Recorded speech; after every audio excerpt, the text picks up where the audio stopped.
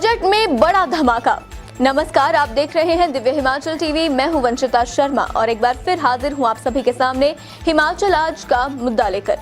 हिमाचल के बजट को लेकर हजारों लोग सरकार की ओर टकटकी लगाए बैठे हैं। अब मुख्यमंत्री जयराम ठाकुर ने भी सोमवार सुबह बजट पर बहुत बड़ी बैठक बुला ली है, जिसमें अब उनकी सरकार 4 मार्च की तैयारियों में जुट गई है। अब सीएम के पिटारे से क्या निकलेगा, इस और सभी की निगाहें हैं।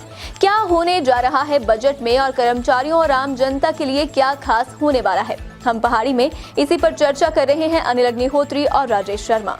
विधानसभा का सत्र तो देखिए अभी छुट्टियां हैं 3 प्रदेश है, आज है, कल है, परसों है, उसके बाद ही रिज्यूम होगा। चलिए, हमारा सेगमेंट होगा बजट पर कल बड़ी चर्चा। क्यों कह रहे हैं, बात करेंगे। राजेश, पहले तो ये देख लेते हैं कि अब इन छुट्टियों से पहले जो पिछले कल तक जो विधानसभा सत्र जो हमारा चला हुआ है, बजट सेशन जो है, उसका जो पहला दौर किया, मान लीजिए ऐसे हम रफली बोल देते हैं, वो कैसा रहा? बिल्कुल हफ्ता बिल्कुल सही है। देखिए, आज संडे, कल छुट्टी, परसों में छुट्टी, तो अब ये जो सत्र चलेगा अग्निहोत्री जी 2 मार्च से चलेगा विधानसभा का। लेकिन इससे पहले अगर हम बात कर लेते हैं जो पिछले हफ्ते की अगर हम बात कर ले, 23 फरवरी से इस बजट सत्र का आगाज हुआ और जबरदस्त और जोरदार हंगामे के बीच इसका असर हुआ। पहले दिन ही वॉकआउट एक तरह से विपक्ष ने कर दिया। दूसरे दिन पूरी गहमा गहमी रही। हालांकि दिन भर अगर हम कहें तो सेशन चलता रहा या हाउस चलता रहा, तमाम मुद्दों पर डिस्कस हुई, लेकिन जो अंदर तेवर थे या जो तरीका था बातचीत का, उससे ऐसा लगा कि प्रदेश की सियासत नई दिशा की तरफ चल पड़ी है। तीसरे दिन की बात कर लेते हैं। कर्मचारियों के बहुत सारे मुद्दे गूंजे, जिसमें पुरानी पेंशन बहाली का मसला गूंजा, जिसमें सरकार का तर्क भी सामने आया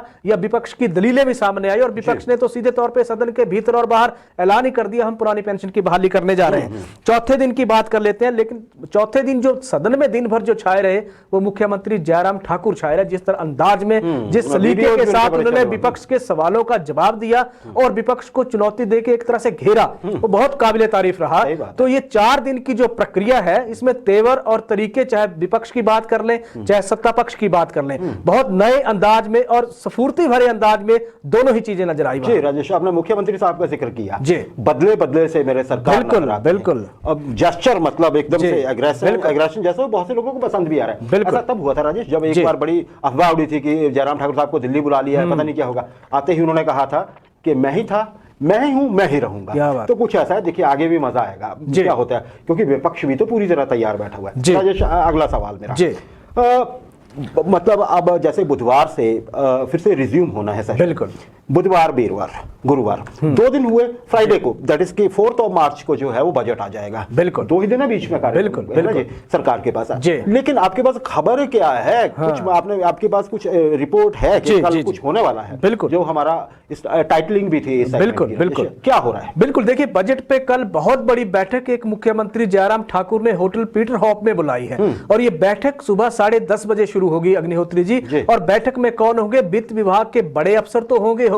इसके अलावा जो तमाम महकमों के बड़े अफसर हैं, उनको मुख्यमंत्री जयराम ठाकुर ने बुला लिया है। सीधे तौर पे बजट भाषण को लेकर, संबोधन को लेकर या एक तरह से प्लानिंग को लेकर ये बहुत बड़ी एक बैठक होने जा रही है कल सुबह पीटर हॉप में। क्योंकि अगर हम मुख्यमंत्री का आने वाला शेड्यूल देखते हैं, क्योंकि मुख्यमंत्री जयराम ठाकुर ने, आप कह लीजिए कि शिवरात्रि की जलेब में शामिल होने के लिए जाना है मंडी, उनके वक्त ज्यादा नहीं होगा, उससे अगले दिन ही सीधे तौर पे बुधवार को सेशन शुरू हो जाएगा।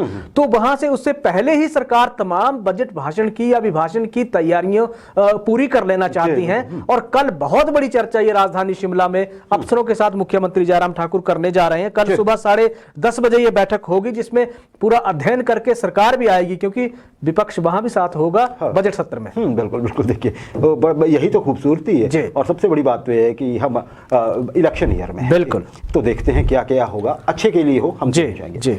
राजेश, मुख्यमंत्री का ये विशेषाधिकार होता है, क्योंकि मुख्यमंत्री ही वित्त मंत्री भी होते हैं हिमाचल में। प्रथा यही रही है, बजट भाषण, वो बजट के दौरान वो क्या कहेंगे अपने भाषण में, या बजट में वो क्या देंगे। बिल्कुल, देखिए ये चर्चा, देखिए उनका विशेषाधिकार। बिल्कुल, लेकिन उम्मीदें तो सबको है ना। बिल्कुल सही। राजेश, वर्गों की बात करें तो सबसे पहले आप ये बताइए कि आम आदमी को क्या उम्मीद है कि जयराम ठाकुर साहब बजट में कुछ ऐसा करें। बिल्कुल, देखिए आम आदमी को उम्मीद से पहले एक चर्चा कर लेते हैं, क्योंकि अभी जब बुधवार को जब सत्र शुरू होगा अग्निहोत्री जी, तो उसी वक्त आप ये देखिए कि पूर्व सांसद या पूर्व मंत्री रहे डॉक्टर राजन सुशांत का आंदोलन है कर्मचारियों की ओपीएस की बहाली को लेकर।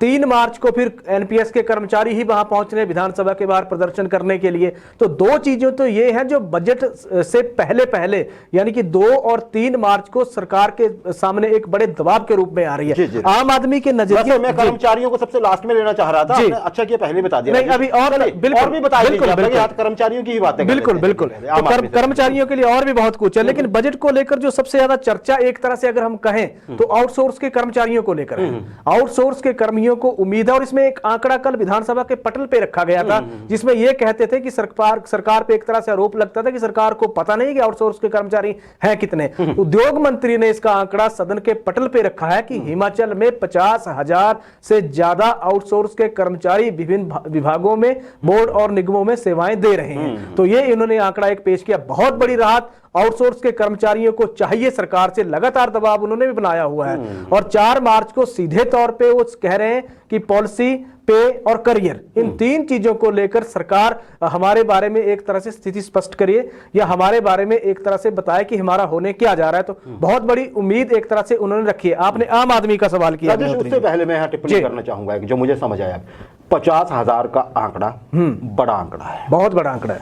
कम होते तो शायद ऐसा होता कि राहत की ऐसी उम्मीद है। अब थोड़ा ट्रिकी हो जाएगा ये देखना कि 50,000 कर्मचारी, 2 तरह से देखा जा सकता है राजेश को। एक तो वोट बैंक, वोट बैंक बहुत बड़ा है 50,000 कर्मचारियों का, लेकिन आपके पास एक सीमित बजट होगा। बिल्कुल, आप 50,000 कर्मचारियों के लिए एक मुश्त क्या कर पाते हैं जी, ये बड़ी बात, सबसे बड़ी बात है। हाँ राजेश, आम आदमी के बारे में बात करें। आम आदमी को तो सबसे बड़ी बात तो यह है कि एक तो महंगाई से राहत चाहिए, दूसरी बच्चों के करियर को लेकर जिस तरह से परेशानी आम आदमी झेलता है, नौकरियों को लेकर नौकरी चाहिए बच्चों के लिए, आम आदमी की सबसे बड़ी चुनौती है। बुढ़ापे में फ्री जो चिकित्सा सुविधा है, सरकार कम से कम ये इंश्योर कर दे कि हम लोगों को चिकित्सा सुविधा फ्री करने जा रहे हैं। हालांकि सरकार ने हिम केयर और आयुष्मान भारत जो कार्ड है उसकी सुविधा तो हिमाचल में दे रखी है, शायद वो बन रहे हैं। बिल्कुल, अभी 31 मार्च डेडलाइन है उनकी बनने की। तो आम आदमी के नजरिए से तो यह है कि हमारे स्वास्थ्य जो सुविधाएं कम से कम उस ढांचे को मजबूत करिए। शिक्षा हो गया, पर्यटन हो गया, उद्योग हो गया, इस सेक्टर को अलग अलग क्षेत्रों के, चाहे आम आदमी को इससे सीधे तौर पे तो लेना देना नहीं है, लेकिन एक आस होती है कि जब ये नेटवर्क मजबूत होगा तो काम आम आदमी के ही आएगा। रोजगार की गारंटी हर आदमी चाहता है कि चाहे मनरेगा की बात हो। मैं आपको रोजगार पे दूसरे वर्ग में ले जाना चाहूंगा। बात युवाओं की बहुत दिनों से नहीं हो पा रही है राजेश। अभी तक युवा एड्रेस नहीं हुए हैं, मान के चलिए, ना ही सरकार एड्रेस कर पाई इनको अच्छे से, ना ही अभी तक विपक्ष अच्छे से कर पाया, और ना ही हम मीडिया भी। मैं अपनी बात भी मानता हूं, युवा कितना बड़ा फैक्टर है ये सबको पता है। बिल्कुल, देखिए जी, युवा है ना, मतलब कई नारे हैं इस चीज पे। तो जी सबसे बड़ी बात है, युवाओं को चाहिए नौकरी। 2 तरीके हैं, सरकारी नौकरी बिल्कुल, या रोजगार। बिल्कुल, रोजगार, स्वरोजगार या निजी क्षेत्र में रोजगार। बिल्कुल, क्या कहेंगे आप, सरकार किस ओर बढ़ेगी? क्योंकि बड़े दिनों से तो जैसे सरकार दावा करती है ना, हम थोक में नौकरियां देंगे, अभी तक तो देखिए मल्टीटास्क वर्कर्स 13,000 होने जो उन पे फैसला नहीं हो पाया है। बिल्कुल, बाकियों का कब होगा, क्या होगा, क्या सोच रही है सरकार? बिल्कुल सही है। बिल्कुल देखिए, सरकारी क्षेत्र में तो नौकरी होगी और निजी क्षेत्र में रोजगार होगी, ये सरकार का नजरिया है। अभी 3 साल के आंकड़े विधानसभा के पटल पे रखे गए हैं कि वर्तमान सरकार ने 3 साल यानी कि 15 नवंबर 2021 तक कितने लोगों को प्रदेश में रोजगार दिया है। तो उद्योग मंत्री ने आंकड़ा रखा है अग्निहोत्री जी, जरा गौर फरमाए आंकड़े पे। 8,82,269 प्रदेश भर में एक तरह से जो रोजगार कार्यालयों में युवा पंजीकृत हैं उनका आंकड़ा सदन में दिया गया। अभी ऑफिशियल आ गया, कभी 14,000, मैं अभी 14 लाख पे फिगर पे भी आ रहा हूं। 8,82,269 लोग वो हैं जो रोजगार कार्यालयों में रजिस्टर्ड हैं। इसके अलावा जिनका नाम कट गया है, जिनका नाम रिन्यू नहीं हुआ है, या जिन्होंने नाम ही दर्ज नहीं करवाया, 3 संभावनाएं हैं। उनका आंकड़ा इस आंकड़े में शामिल नहीं है। तो उसको भी अगर हम जोड़ लें तो विपक्ष ने दलील दी थी कि 14 लाख बेरोजगार प्रदेश में है, सदन पे बात कही है उन्होंने। अब अगर रोजगार की बात कर लेते हैं, 3 साल में वर्तमान सरकार ने 41,229 युवाओं को प्रदेश में रोजगार दिया है या नौकरी दी है, ये उद्योग मंत्री ने आंकड़ा रखा है। अब उन युवाओं पे आ जाते हैं जो लगातार सरकार से मांग करते रहते हैं कि हमारे अभी सरकार क्या रही है या रोजगार कैसे देगा। अगर पाइपलाइन को देख लेते हैं, सरकार की पाइपलाइन, 13,000 मल्टीटास्क की भर्ती होनी है, हैं तो 13,000 नौकरियां तो सीधे जी, वही बिल्कुल होगी। सही है। अभी तक हुआ कुछ नहीं है उस पे। टीजीटी भर्ती है, जेई सिविल की भर्ती है, एलटी की भर्ती है, फार्मासिस्ट की भर्ती है, लैब टेक्नीशियन की भर्ती है, एनटीटी की भर्ती है। ये पाइपलाइन में भर्तियां हैं अभी। तो होंगी कब, क्योंकि ये बजट में भी आने वाला। हो सकता है सरकार ये देख रही हो कि अगले बजट में इनको रखते हैं कि लोगों को ताजा ताजा याद रहेगा, जब इलेक्शन ईयर में जाएंगे हमारे आंकड़े भी सुधर जाएंगे। हो सकता है तर्क हो ये। जी राजेश, एक चीज वैसे ध्यान देने की जी, सरकार चाहेगी भी ना कि वो 1 लाख लोगों को नौकरी देगी 6 महीने में, बिल्कुल, तब भी शायद हाथ खड़े हो सकते हैं। क्यों? क्योंकि हमारे जो बोर्ड्स हैं, जो कमीशन हैं, उनकी एक लिमिट है जॉब देने की। बिल्कुल जी, ऐसा नहीं है कि बस बोल दिया और हो गया। आपको याद होगा पीछे कई सारे एग्जामिनेशन जो थे वो कमीशन से लेके, इसीलिए कभी बोर्ड में या कभी एचपी यूनिवर्सिटी को लेने की नौबत आई थी। बिल्कुल, मैं सही कह रहा हूँ ना राजेश? बिल्कुल सही। तो वो भी चीजें ध्यान में रखनी होंगी अब सरकार को। ऑब्वियसली इलेक्शन ईयर है तो स्पीडीली तो सरकार जाएगी। और बहुत सारे वर्ग आपने कहा है, पंचायत वेटरनरी सहायक, राजेश आ रहा था, जिनको बजट से उम्मीदें हैं, उनको बड़ी बड़ी उम्मीदें हैं। पंचायत चौकीदारों को उम्मीदें हैं, बड़े दिनों से वो पंप ऑपरेटर्स को उम्मीदें हैं।